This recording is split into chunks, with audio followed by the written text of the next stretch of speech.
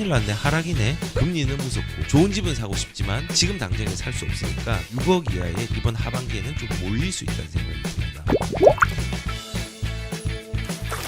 집값 45% 뚝 떨어졌다. 그러면 큰일 났네, 하락이네 라고 생각을 하시면 안 됩니다.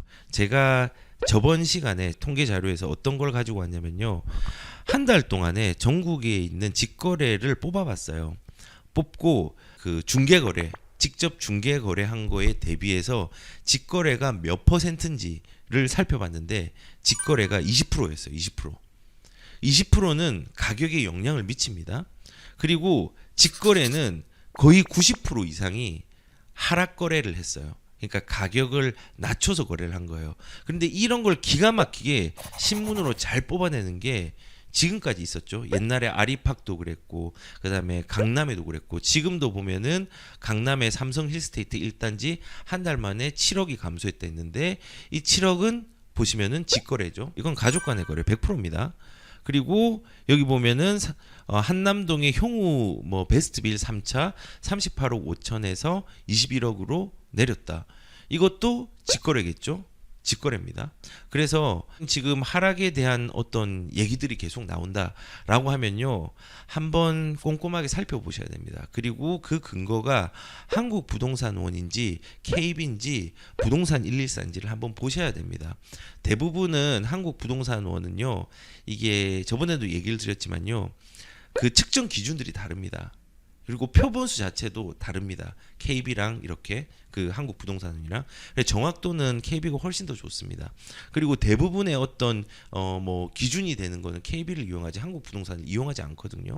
그렇기 때문에 여기에 단편적으로 나온 하락의 물건 하나, 그리고 한국부동산에 나온 수치, 이런 걸로 지금 이 시장에 대한 심리들이 교란되고 있는 부분들이 굉장히 많은데요. 이게 하락이 제가 맞으면 나중에 맞다고 하겠습니다. 근데 지금은요, 제가 하락이 아니라는 억지를 부르는 게 아니라 진짜 하락의 현상들이 많이 일어나고 있지는 않습니다. 그 이유를 보면은 지금 하반기 시장은요, 지금도 마찬가지지만요, 가격들이 올라갈 수 있는 상황들이 좀 생길 거라고 생각을 합니다. 이 하락 여부보다 더 중요하고 상승과 하락 여부보다 중요한 건요, 수요층의 분화 현상이 조금 생길 거예요. 그냥 제 내피셜입니다. 우선은 서울의 아파트 거래가 10곳 중에 4곳이 신고가라고 합니다. 그리고 2020년에서 2021년도 최고가를 경신하고 있다고 하는데, 제가 분화라는 얘기를 했는데요, 고가 아파트와 중저가 아파트랑 갈아타기 아파트는요, 구분해가지고 수요층이 달라지고 움직일 거라는 생각이 듭니다. 우선은 고가 아파트 같은 경우는요, 지금 여기 최고가 찍은 아파트가 어디냐 이제 살펴보니까 강남하고 용산하고 이제 서초 이런데요. 그래서 다른 신문에 보면요, 대선이 끝난 게 3월 10일부터 6월 9일 저번 주까지 서울의 거래량 자체가 2,619건 정도가 있었습니다. 그 중에서 1,163건이 이전 신고가를 갱신했습니다. 확률로 따지면 44%입니다. 그러니까 10곳 중에 4곳이 되겠죠. 그 중에서 고가 중심으로 신고가들이 많이 일어났어요. 특히 제일 많이 일어난 것은 서초. 서초 같은 경우는 158건이 거래가 이 3월부터 6월까지 거래가 되었어요. 근데 이 158건 중에 106건이 거의 67%죠. 여기가 신고가가 일어났습니다. 되게 높죠. 서울에서 가장 신고가 건수가 높습니다. 이거는 왜 그럴까요? 그 이유는 간단합니다. 풍선 효과입니다. 어떤 풍선 효과일까요? 토지거래 허가구역이 주변에 지정이 되어 있잖아요. 근데 그 지정되지 된 곳 이외에 가장 좋은 곳이 어딜까요? 서초입니다. 서초는 갭으로도 할 수 있고 실거주로 할 수 있고 거래가 그나마 고까지만 할 수 있습니다. 그러니까 거래가 되면서 작은 거래에 가격 상승이 일어나고 더불어서 정비 사업들이 많이 일어나고 있잖아요. 그런 신축들이 키맞춤을 하면서 가격들이 조금 움직인 거예요. 그러니까는 풍선 효과와 공급 부족으로 만들어낸 상급지의 결과물입니다. 그래서 서초는 신고가가 가장 많이 일어날 수밖에 없습니다. 그리고 강남도 마찬가지예요. 강남도 되게 신기한 건 토지거래 허구에 지정된 곳이 있잖아요.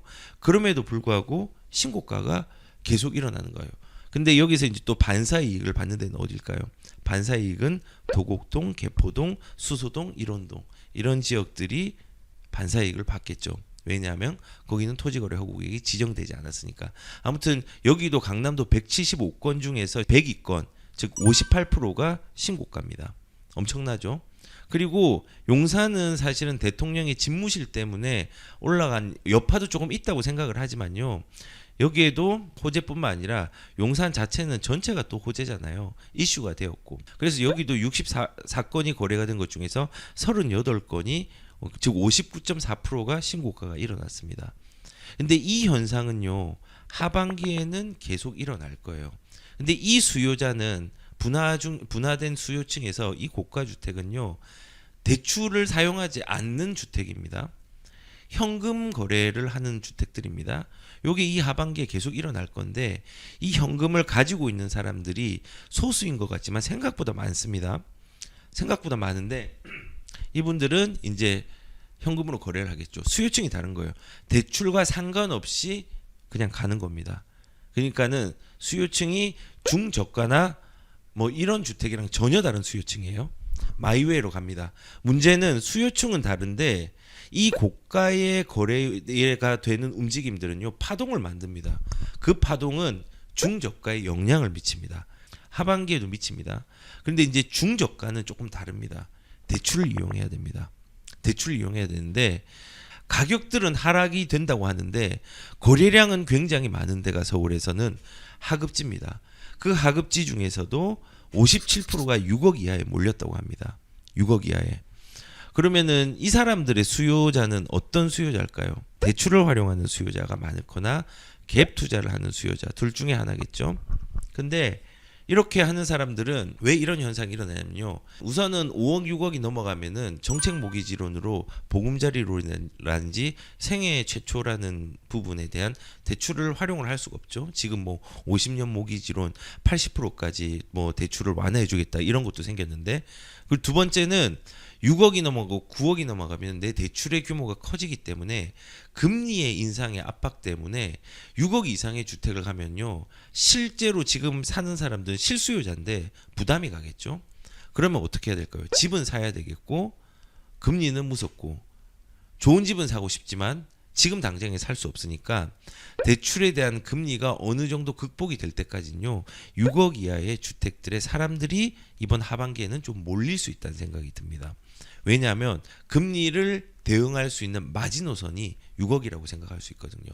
그 6억 중에서 대출을 받아서 뭐 한 4억을 빌린다 이러면은 이것도 부담스럽겠는데 나중에 한번 이것도 자기가 스스로 좀 진단을 좀 해봐야 되겠지만요. 뭐 대출 계산기라는 것들이 좀 있거든요. 이런 거 많이 해보세요. 예를 들어서 내가 한 4억을 빌렸다. 근데 지금 금리가 한 6%가 되었다. 근데 상환 기간이 한 30년이다. 이렇게 됐을 때 대출을 얼마를 받을까? 그러면 지금 한 239만 원. 이게 부담스러워요. 부담스러우면 이렇게 빌리면 안 되는 거예요.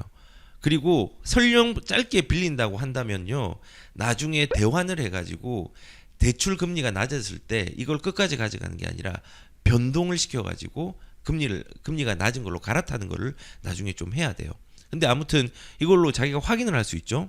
그리고 뭐 한 지금 이제 정책 모기지론도 지금 불과 올해 초만 하더라도 2%대였는데 지금 4%대로 올라갔죠. 4%대로 간다고 하면은 이거는 내가 167만 원이네. 내 지금 소득이 한 지금 400만 원인데 한 요거를 한 2024년 정도까지는 쓰고 그때부터 아이가 나오니까 돈이 많이 들어가네. 그러면 그때는 금리 봐서 대환을 해야지라고 이렇게 대충 가늠을 해보세요. 내가 이제 스스로 자가진단을 한번 해봐야 되는 거예요. 만약에 내가 이게 부담스럽다면은 내가 돈이 조금 있어요. 그래서 한 요거를 2억 정도로 하고 금리가 7%, 그 신문에 보니까 7%까지 최대 간다라고 얘기하고 상환 40년으로 해서 계산을 해서 요게 이제 그 한 2, 3년 정도가 부담스럽지 않다면요. 진입을 해도 되는 거예요. 그런데 지금 문제는 6억이 넘어가잖아요. 6억이 넘어가고 만약에 내가 대출을 한 7억 정도를 받았다. 이러면 이제 부담될 거예요. 7억이 되고 7% 되고 30년으로 간다고 하면은 이런 건 엄청 부담이 되겠죠. 그러니까 제가 말씀드리고 싶은 건요. 이 저가가 지금 거래가 되는 건 실수요자입니다. 투자자가 아닙니다. 그리고 대출의 한도에서 금리를 고려해서 6억 미만짜리로 몰리는 겁니다. 그래서 그 중저가에 대한 부분들이 이제 하반기에는 거래는 될 건데 강제로 될 거예요. 떠밀려서. 왜냐? 임대차 3법이 종료되는 8월부터는 내가 선택을 해야 되거든요. 그 선택지 중에 하나가 6억 이하의 주택들이 있어서 이것도 거래량은 뭐 작년만큼 못하겠지만요. 거래량은 최근에 5, 6개월 사이에 비해서는 더 많아질 겁니다. 많아지면서 가격들도 뭐 급등은 모르겠어요. 저는 얼마나 오를지 이런 거는 계산 못합니다. 근데 올라갈 수 있는 상황들이 만들어질 거로 생각을 합니다. 그런데 여기에서 이제 또 다른 수요층이 있죠. 9억이라든지 뭐 15억이라든지 이런 주택 있죠. 이런 주택들은 대출로 사기에는 되게 부담스럽습니다. 그러면 이분들은 어떠냐? 기존의 주택을 가지고 있는 사람 중에 실수요자 갈아타기나 뭐 2주택을 1주택으로 갈아타거나 이런 수요자들이 이 10억, 15억짜리, 뭐 15억이 조금 넘는 주택들로 접근을 할 걸로 예상이 됩니다. 그러니까 이렇게 구분이 되는 거죠. 6억 이하의 주택은요.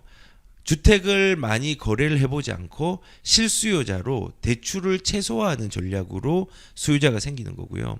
9억 이상이나 그 전후 15억 정도 이렇게 넘어가는 사람들은 갈아타기 수요가 생기는 거고요. 그 다음에 15, 20억, 25억짜리는요. 현금 부자들의 수요자로 구분이 되는 겁니다. 이렇게 분화가 돼요. 분화가 되는데 이 사람들이 지금 눌려있던 시장들을 통해 가지고 거래가 막혀 있었잖아요. 그런데 이 막힌 부분 중에서 일부가 풀리면서 조금씩 나오기 시작할 거예요. 그리고 문제는 뭐냐면 떠밀리는 사람들은 누구냐? 고가 주택이 아니라 중저가의 주택 중에서 실수요자들은 조금 떠밀리는 양상으로 나올 거예요. 어쩔 수 없이. 왜냐하면 하반기는 금리를 이기는 공급의 부족 현상들이 있거든요. 이것 때문에 아마도 못 이겨가지고 나 집이라도 사야지 라는 사람들이 저는 생길 수 있다는 생각도 많이 듭니다. 물론 제 뇌피셜입니다. 틀릴 수 있습니다. 참고하시면 됩니다.